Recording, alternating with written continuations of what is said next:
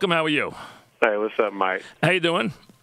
How you doing? I'm not going to hang up on you. Well, that's good. I'm glad. That's good. Well, wait. You know, let me later. I'll hang up on you. We'll make it even. Okay. That's cool. Hey, listen. As I watched you before on the NFL Network, and I watched you do some interviews. Now that you've gone through this today, what's your thoughts? It's a lot going on down here in Tampa right now. I don't know what's really going up there in New York, but it's a lot going on down here, and it's the process that you got to go through. When something like this happens at this magnitude. Were you surprised that the Jets traded you? I mean, it's been going on since January about trade talks. So obviously, I knew I was on the trading block, but I don't know. I don't know if the Jets, I don't know if they were going to make that move or not. But I knew I was on the trading block. I mean, it's out there. It was surfacing, Right, but did you think they really would do it, or did you have any thoughts about that, or you just let it kind of play out? Mike, I just let it play out. I didn't know. I didn't know what they were going to do. I didn't know if they were going to do it or not. So I was just sitting there, just listening to stuff and rehabbing. Now, is it fair to say you wanted to stay with the Jets, Darrelle? Yeah. I mean, I did. I said that through a number of interviews, even in the past, But, now this is it's a new situation, and it's a new chapter in my life, and now I'm a Buccaneer. Did you have any conversations either in the last couple of weeks or after the announcement with Rex Ryan? No, I haven't. No. When was the last time you talked to your head coach, your ex-head coach? In meetings, when he asked me a question about the defense, that was about it. So you haven't talked to him the whole time you were rehabbing or anything? I haven't talked to him one-on-one. You haven't? Okay. Yes. I haven't talked to him one-on-one. I mean, you see him around, the facility. You say, "Hey, what's up?" But it wasn't a one-on-one sit-down. Did you have a one-on any time this whole time? We know the news came out. All the rumors, as the Jets got rid of Mr. T and brought in Idzik, all the rumors, it came out, but when Idzik came in on his press conference, all the different talk for months, as you just alluded to. And we're talking with Darrelle Revis. Any time did you have a heart-to-heart with Idzik, with the owner, with anybody of any authority with the Jets? I've talked to Idzik a couple weeks after his press conference when he first got the job. And, he said I was a Jet. But that was that conversation at that time. Did you let him know that you really wanted to stay?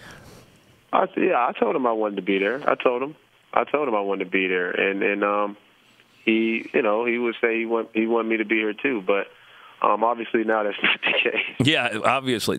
Have you had any? We're talking with Darrelle Revis. Did you have any conversations with the owner any time this whole winter or any time since last season? Oh, no. I haven't had any conversations with Mr. Johnson. Would you have played for the Jets for the same contract?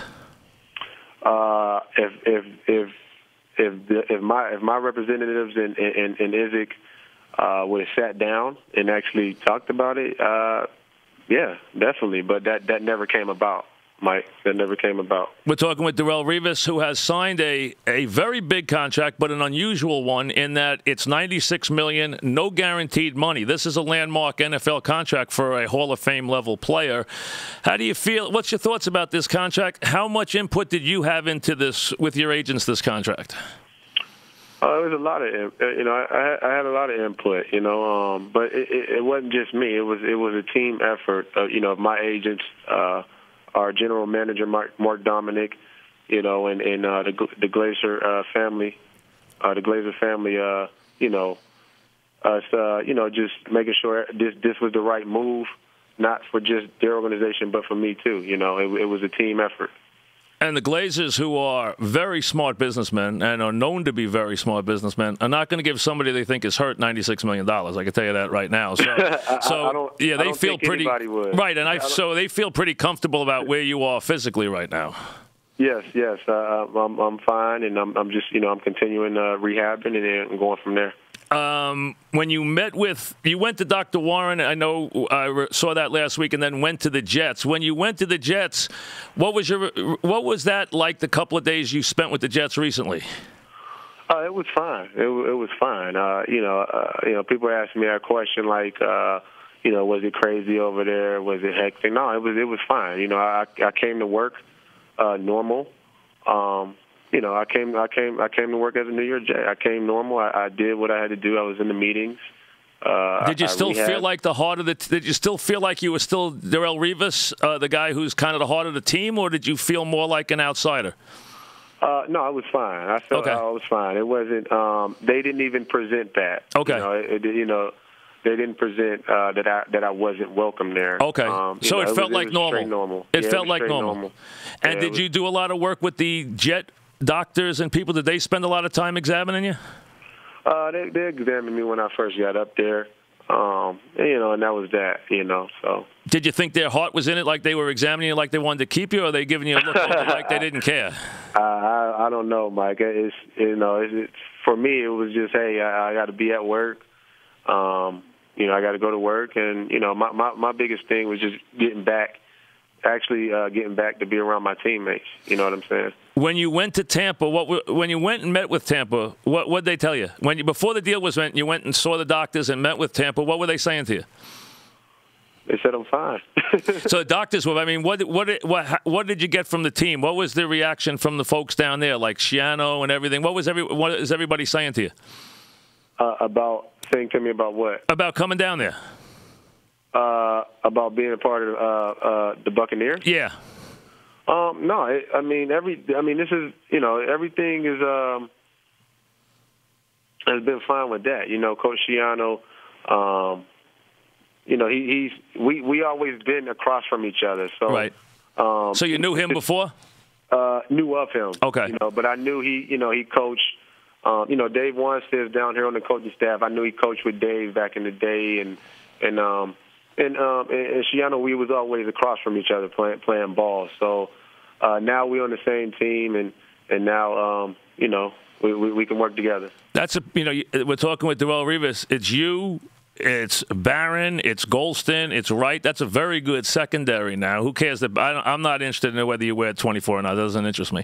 But that's a very good secondary now. How do you feel about the guys in that new secondary?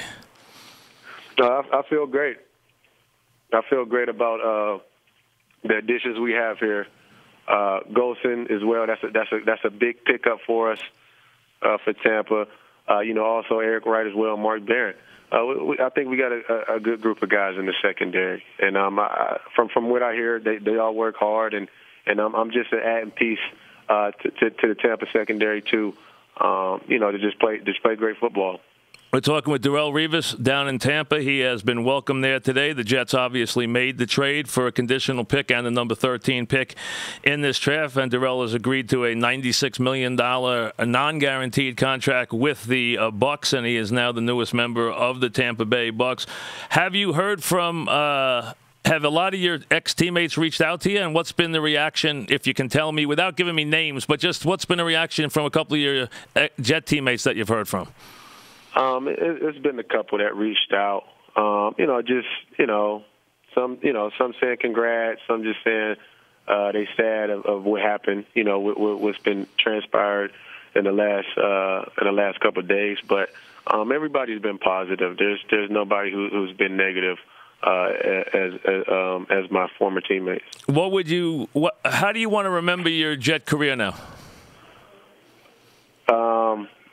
What do you want to think about when you think back to your Jet? I know you're starting a new chapter with the Bucs, but when you think now to your Jet career, what's going to come to mind? Is it going to be positive? Is it going to be? I mean, you had great years here. I mean, you became a great player here. Is it going to be positive? Is it going to be a little negative? What's your feeling going to be? No, I think the whole situation is positive to me, in my eyes. And how I view it. That they drafted me. They drafted me in 07 draft.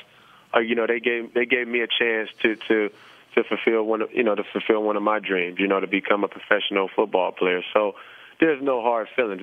My experience in New York has been unbelievable. It's been great. That was my home. Now I have a new home, and now I have to move on. So. What would you like to say to the? And I know we're talking with Darrelle Revis. You had mentioned to me on more than one occasion you really did want to play your whole career here. It was one of your goals to do that. So I know you wanted to be a guy who could retire in one uniform. And now that it doesn't happen for a lot of players. So I mean, most players wind up on more than one team. But what would you like to say to the folks in New York who are listening right now? No, I just want to say to all the Jets fans is I appreciate the experience. It was fun. As a member of the Jets when I played, not just me, I think I can speak this for everybody, all my teammates, is we tried to do the best job that we could to win games and, make the games exciting. So, I mean, that's all I really got to say. Now, you do open with the Jets. Will that be a little bit – not that you wouldn't be motivated to play opening day anyway, you would be. But, I mean, does that make it a little sweeter for you as to use that as kind of a motivation to be ready for game one since you play your old team? Nah, Mike. It don't matter who I go up against. I'm always motivated to play. I know it's going to be a big deal because week one the Jets are on the schedule, but – I'm gonna be me, and I'm gonna just play ball. That's what I do best. I know you're a businessman, and football players and athletes and sportscasters have to be businessmen. But you know what? We're human too, and you want to be wanted. Does it hurt a little bit to be traded? Does it bother you that you were traded? Do you feel slighted that you were traded, or do you understand it's a business? No. I mean, Mike. This all started back in January. As soon as the season was over, I turned on the TV and said I'm getting traded. So, without nobody, contacting me, not Rex, not Izzik, not Mr. John, not nobody contacted me. So they left me out of the loop, I guess you can say. I'm human. I felt some type of way at that point because I didn't get answers, Mike. So I was searching for answers. Am I getting traded? Am I not? And that was that whole situation. But I felt some type of way. But you got to move on. You got to move on, and that's just life. You got to move on with things, and it's a new chapter. Not just for me, for the New York Jets too. And that's how you got to look at it. How are the people close to you, your family, your loved ones? How have they reacted to the trade? Everybody's excited. Everybody's excited. It's a fresh new start, and I think that's just how everybody, looks at it. It's a fresh new start, man, and that's how I think we approached it. Well, listen, good luck to you. We'll talk to you along the way. Be healthy, and we'll miss you here in New York. All right, thanks, Mike. Take care. All right, Darrelle Revis, the newest member of the Tampa Bay Bucs. Let's be honest, you get from that a couple of things. Number one, there's not a great relationship between Revis and the front office and the ownership. He hasn't heard from the owner. He hasn't even talked to Rex Ryan one-on-one. So it's not like there was this, you got a feeling a couple of years ago there was this real closeness with Rex Ryan and Revis. There obviously really wasn't that much closeness because he hasn't talked one-to-one to him all this whole winter. So obviously that wasn't an issue. Now, Rex might have been told not to. You don't know where. I'm not trying to make this about Rex, but what it means is there's not that great relationship that maybe there was. And clearly we all assume there wasn't much of a relationship between Woody and Revis because in their past negotiations they've been kind of nasty. So you would think that was the case. And he did hear the day Itzik came that he could be traded, and he had never even been consulted. So I'd be ticked off about that too. So there is Revis moving on. Doesn't seem to harbor, you can't. Let's be honest. Great players have been traded. Great players get let go. It's part of the business. It's part of the sport. You really can't do anything except move on. Your new teams, hey, they're going to say the things they're going to say. The Jets are going to try and spin this. Hey, we had to move on. We couldn't afford to pay him. We're not that good right now. We can lose without him as soon as lose with him, which to me is a loser's mentality. He's a Hall of Fame player in his prime. Any team wants that. That makes you better, okay? He's not an old man. He's in his prime, all right? So I think that's a loser's mentality, but that will be their take. And if you're Tampa, as I watched, hey, we never thought we could get a player this good. Whoever hears of getting a player this good in his prime in a trade, and down in Tampa, they're going to go crazy. Because they had a bad secondary. They're in a league with a lot of good passers. They're in a division with a lot of good passers. And now they've rebuilt this secondary.